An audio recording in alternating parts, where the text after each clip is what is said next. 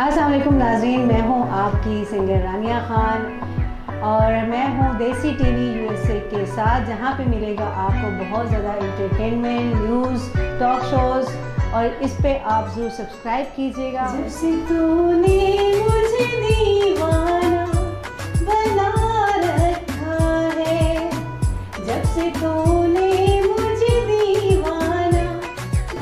अस्सलाम वालेकुम नाज़रीन, मैं हूँ आपकी मेज़बान सबा किरण। प्रोग्राम आज सबा किरण के साथ। नाज़रीन, ज़िंदगी वही है जिसमें इंसान का मकसद दूसरों के काम आना हो, दूसरों के लिए आसानी पैदा करना हो। बेहतर इंसान वही है जो अपनी ज़िंदगी दूसरों के काम आने में वक्फ कर देता है। आज ऐसी ही एक शख्सियत हमारे साथ मौजूद है, सिंगर रानिया खान, जो कि एक्टर भी हैं और सोशल वर्कर भी। आज हम इनसे उनके सोशल वर्क के हवाले से हम गुफ्तगू करेंगे। अस्सलाम वालेकुम रानिया खान, कैसी हैं? वालेकुम सलाम, मैं बिल्कुल ठीक हूँ, शुक्र अल्लाह का। सबसे पहले तो मैं आपका शुक्रिया अदा करना चाहती हूँ कि आप हमारे प्रोग्राम में तशरीफ़ लाएँ। सबसे पहले तो मैं आपसे पूछना चाहूँगी कि आपको वेलफेयर का ख्याल कैसे होता है? देखिए, ख्याल तो मुझे बहुत पहले आया था, शायद मुझे छोटी थी तब से, क्योंकि बेसिकली खुद भी मैंने बहुत स्ट्रगल की है, बहुत कुछ किया है अपना आगे बढ़ने के लिए। तो मैंने ये देखा कि फीमेल्स को बहुत प्रॉब्लम होती है घर से बाहर निकल के भी काम करने में, और घर के अंदर रह के भी आपको जो मैनेजमेंट करनी पड़ती है घर की सारी, वो भी बहुत मुश्किल है। तो बहुत सारी ऐसी ख़वातीन हैं जो कि घर से बाहर नहीं जा सकती, लेकिन घर के अंदर रह के वो कुछ काम करना चाहती थी। तो उनके लिए मैंने ये कोशिश की और इसके लिए मैंने बहुत स्ट्रगल की। पहले तो मैं खुद हूँ, उसके बाद बाकी ख़वातीन हैं जिनके लिए कर रही। ये कब से आपने स्टार्ट किया वेलफेयर ट्रस्ट? जी, ये मेरा तकरीबन 2007 से है, लेकिन प्रोफेशनली इसको मैं 2016 से स्टार्ट किया हुआ है। वैसे तो मेरी कोशिश होती थी, क्योंकि इसमें जो बेसिक हम लोग ख़वातीन को दे रहे हैं, मुख्तलिफ हुनर हैं, उनकी तालीम दे रहे हैं, ठीक है, कि मुख्तलिफ हुनर उनको सिखा रहे हैं कि जो कल को उनको काम आए, ठीक है, अपने ज़ाती इस्तेमाल में भी वो उनको ला सकती हैं। उसके अलावा उनसे पैसा भी कमा सकती हैं, अर्निंग भी कर सकती हैं। तो ऐसे बहुत सारे कोर्सेज़ मैं करवा रही हूँ और 2016 में मैंने अपना बाकायदा इंस्टीट्यूट बनाया अमीन वेलफेयर ट्रस्ट के नाम से, जिसमें माशाल्लाह से 400-500 बच्ची मेरे से सीख के गई और फिर कॉस्ट सीख के गई, और तकरीबन उसके अंदर हमारे पास 12 कोर्सेज़ थे जो हम करवा रहे थे। तो कोर्सेज़ के अलावा आप जॉब्स भी देती हैं?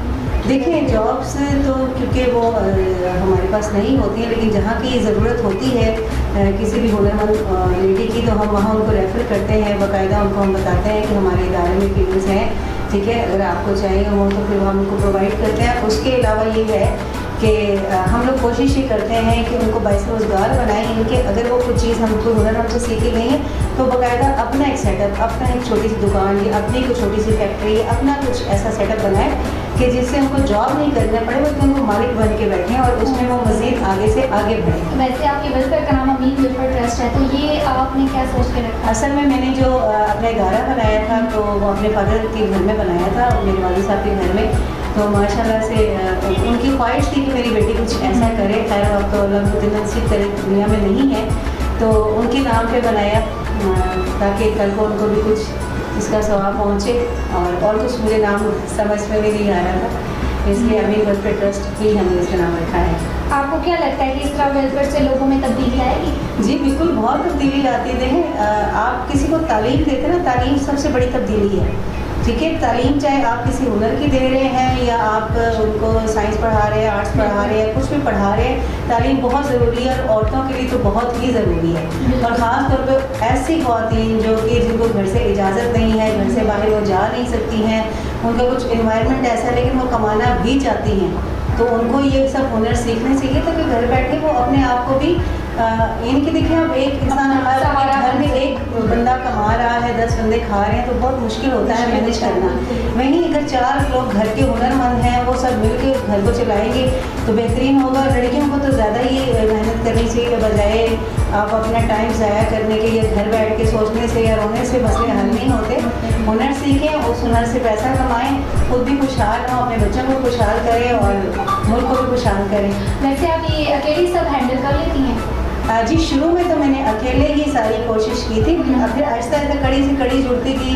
अभी जो हमारा ये वेलफेयर है ये रजिस्टर्ड नहीं है, क्योंकि बहुत सारे प्रॉब्लम्स इसमें आ रहे थे और कुछ हुकूमती इशू भी थे। तो इसमें अभी ये है कि मेरे कुछ ऐसे लोग हैं मेरे साथ, हम लोग मिल के पैसे इकट्ठे करते हैं, फिर उससे हम उनको बाकायदा कारोबार शुरू करवा के देते हैं जो उनको कारोबार करना होता है। ये अभी फ़िलहाल अपनी एक छोटी सी काविश है हम सब की, जो मेरे से रिलेटेड लोग हैं वो और मैं हम सब मिलकर कर रहे हैं। और ज़्यादातर मेरी अपनी फैमिली है, मेरी फैमिली के अफराद हैं इसमें मेरे साथ।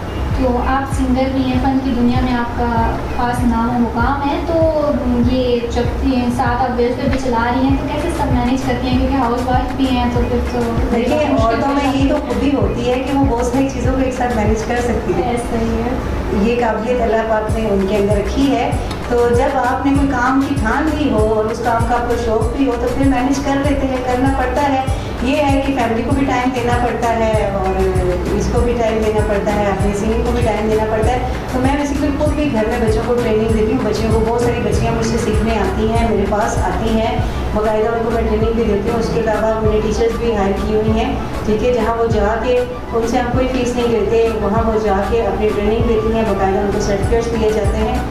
तो ये सारा बस कर रहे हैं, अल्लाह की मदद से कर रहे हैं। और इनकी कोई पैगाम वेलफेयर के हवाले से?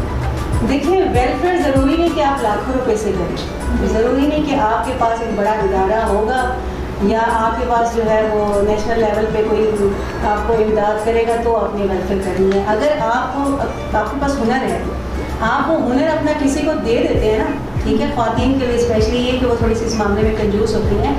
तो बहुत सारी ऐसी ज़रूरतमंद बच्चियाँ होती हैं, औरतें होती हैं जो कि चाहती हैं कि वो कोई काम सीखें और आगे बढ़ें, लेकिन हमारे यहाँ माशाल्लाह से एक तो उन्होंने फीसेस इतनी ज़्यादा रखी हुई हैं, पार्लर में चले जाएँ, सिलाई के लिए चले जाएँ, किसी भी वोकेशनल ट्रेनिंग सेंटर में, तो वो बच्चियाँ अफोर्ड नहीं कर पाती।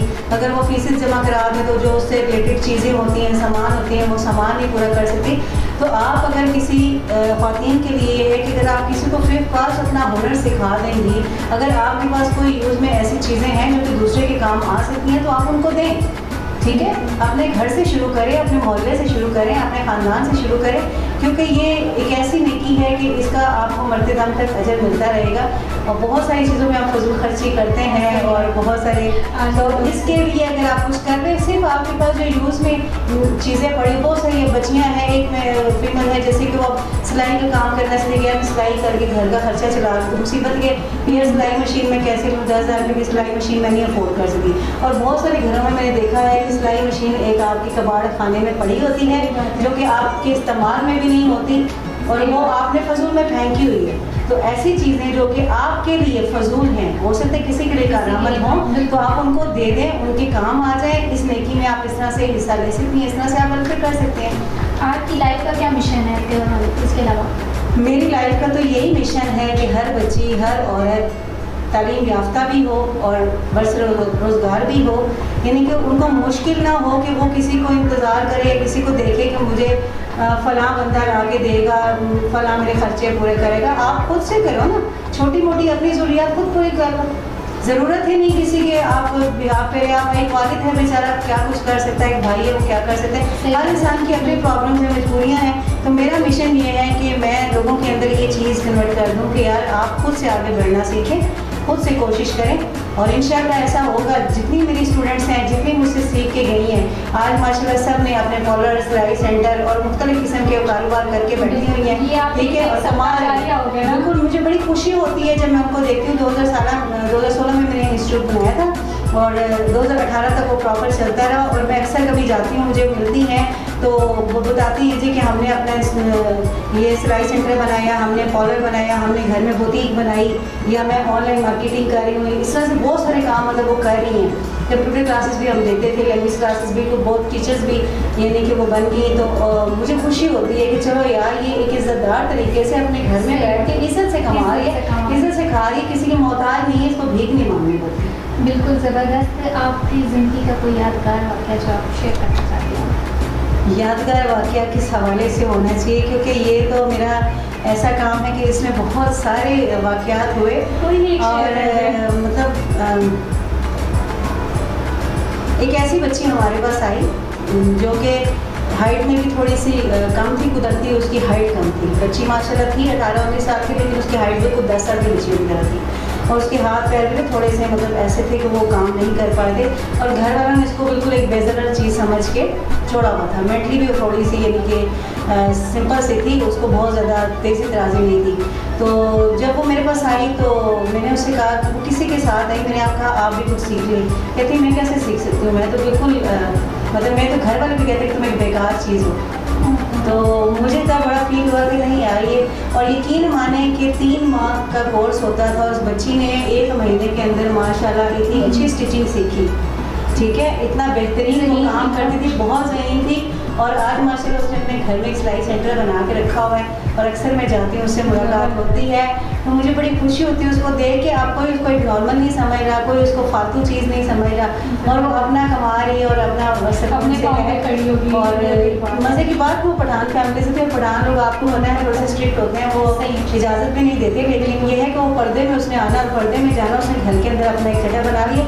मतलब कि जो उसकी माजूरी थी, उस माजूरी को उसने खुद तारी नहीं किया, मायूस नहीं हुई, और वो आगे बढ़ी, और उस आगे बढ़ने की वजह से माशाल्लाह आज देखिए कि अब बड़ी इसी जगह पे उसके रिश्ते की बात चल रही, क्योंकि अब वो माजूर बेशक उसकी जिस्मानी हालत ठीक नहीं है, थोड़ी सी ज़हनी ठीक नहीं है, लेकिन इतना है कि वो कमा के अपने घर को खिला सकती है।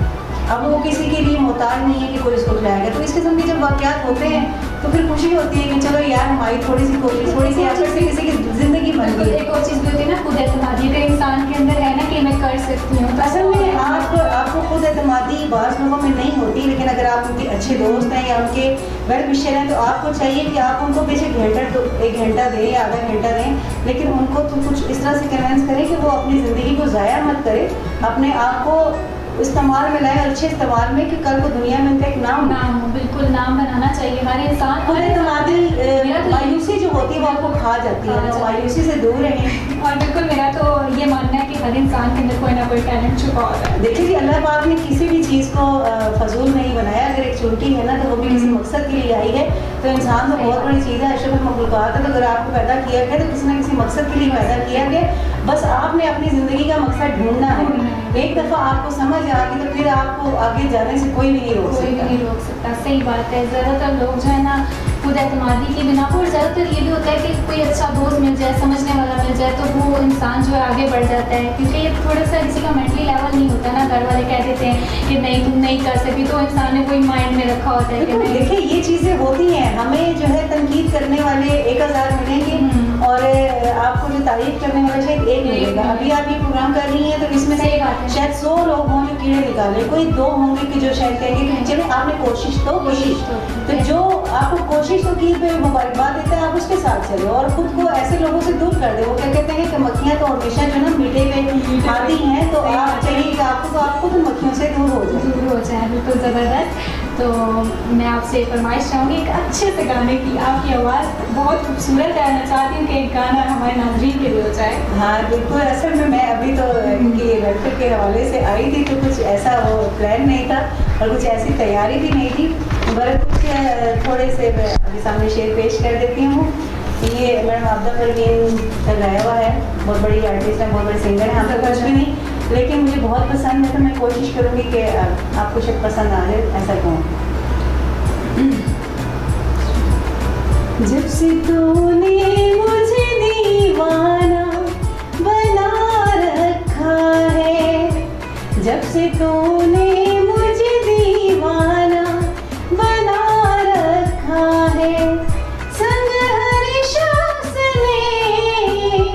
संग हर शख्स ने हाथों में उठा रखा है, जब से तूने मुझे दीवाना बना रखा है।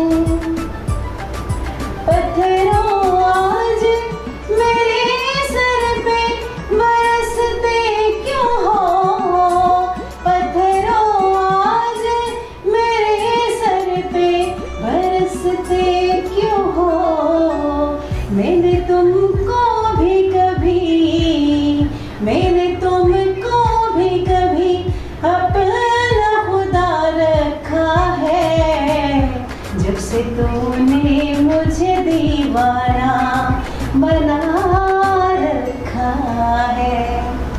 वाओ, बहुत ज़बरदस्त, बहुत प्यारी आवाज़ है आपकी। और शुक्रिया, अभी ये तैयारी नहीं थी बिल्कुल, लेकिन गाने का चुनाव भी बहुत अच्छा था। और क्योंकि आप मैडम आपका वो गाना बहुत मुश्किल है, और मतलब सारी हमारी सिंगर्स जितनी आर्टिस्ट हैं उनको गाना बहुत मुश्किल है। हम लोग कोशिश करते हैं, उन जैसा तो नहीं गा सकते, लेकिन कोशिश से ही इंसान आगे बढ़ता है। कोशिश करनी ना छोड़िएगा। मुझे कई लोग तनकीद करते हैं कि आप नहीं उस जैसा गा सकती। मैंने कहा किसने कहा मैं उस जैसा गाऊंगी, लेकिन मैं कोशिश तो करूँगी ना, कोशिश ज़रूर कीजिएगा। और देखिए आपकी आवाज़ कितनी बेहतरीन है, सेट हो जाती है। बहुत शुक्रिया। अभी आपसे लास्ट टाइम एक रिक्वेस्ट है कि आप हमारे नाज़रीन को और ख़वातीन को और बच्चों को सबको क्या पैगाम देना चाहती हैं? देखिए जी, सबको सिर्फ एक पैगाम है छोटा सा। मेरी ख़वातीन, बच्चों को, भाइयों को, जो सुन रहे हैं मुझे, उन सब के लिए कि अगर ख़वातीन कुछ करना चाहती हैं, कुछ हुनर सीखना चाहती हैं, तो उनको मना मत कीजिए, उनको आगे बढ़ने दीजिए। ठीक है, चाहे आप भाई हैं, बाप हैं, शौहर हैं, बेटे हैं, जिस भी आप सिंफ में हैं, आप उनको आगे बढ़ने दीजिए। और औरतों के लिए कि जब आपको अगर घर से इजाज़त मिल जाती है तो कोशिश कीजिए कि जिस मकसद के लिए आप निकले हैं, आप अपने मकसद को पूरा कीजिए। अपने टाइम को वेस्ट मत कीजिए, क्योंकि कुछ ऐसे लोगों की वजह से बाकी सब जो ज़रूरतमंद होते हैं, जो वाकई में सीखना चाहती हैं, उनके भी रास्ते बंद हो जाते हैं। तो प्लीज़ आप पहले जो आपका मकसद है, चाहे आपको घर वाले तालीम के लिए भेजते हैं, हुनर के लिए भेजते हैं, जॉब के लिए भेजते हैं, किसी भी काम के लिए भेजते हैं, अपने काम पे कॉन्सेंट्रेट कीजिए। दुनिया यहीं पे है, सब कुछ यहीं पे है, वक्त के साथ चलता रहता है। पहले आप कुछ बन जाएं, उसके बाद दुनिया खुद आपके पीछे आएगी। बिल्कुल, बस ये पैगाम है। Thank you so much Shania साहिबा, आपने हमारे प्रोग्राम में आके जो है हमें बहुत मज़े का सॉन्ग सुना दिया। आपकी आवाज़ इतनी प्यारी है कि मैं तो आपके सॉन्ग में ही खो गई थी, शो को तो समझ ले भूल ही गई ना। और साथ बिल्कुल आपने जो है बहुत अच्छे अंदाज में अपने वेलफेयर के हवाले से बताया है। लोग जहाँ में वही अच्छे आते हैं जो काम दूसरों के, तो ज़्यादा से ज़्यादा कोशिश करें दूसरों के काम आए। मजबूर अगर कोई शख्स आपको नज़र आता है इस माशरे में, तो उसकी मदद करें, क्योंकि इस माशरे को हमने ही बनाना है और हमने ही आगे लेके चलना है। अगर हम लोग ही दूसरों की मदद नहीं करेंगे, पीछे रहेंगे, तो ये माशरा कहाँ जाएगा। इसी अच्छी बात के साथ इजाज़त दीजिएगा। अल्लाह हाफ़िज़।